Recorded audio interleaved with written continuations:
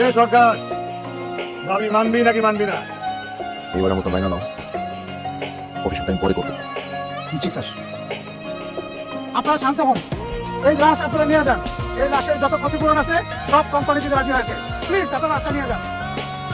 কালকে এখন 5টার সময় ঘুরতে ঘুরতে কাঁচা বাজার যাবে, গিয়ে বাজারের দর কি, কাঁচা বাজারের কি অবস্থা, দ্রব্যমূল্যের ঊর্ধ্বগতি না নিম্নগতি, পুরো জিনিসটা জেনে আসবে।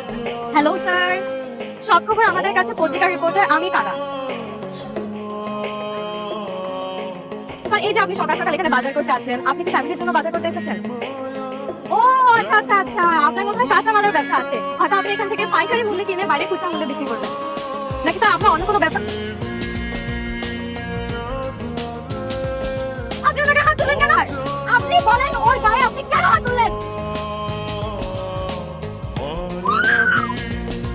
স্যার আপনার অবস্থা কেন?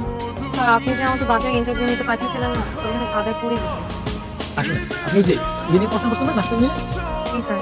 নার্সিংয়ের মাধ্যমে লোকজনের সেবা করেন, ওই মানুষ সেবাই আপনার জন্য দরকার। এই সাংবাদিকতা সেবা কোনো দরকার নেই, সাংবাদিকতা একটা সহজ জিনিস।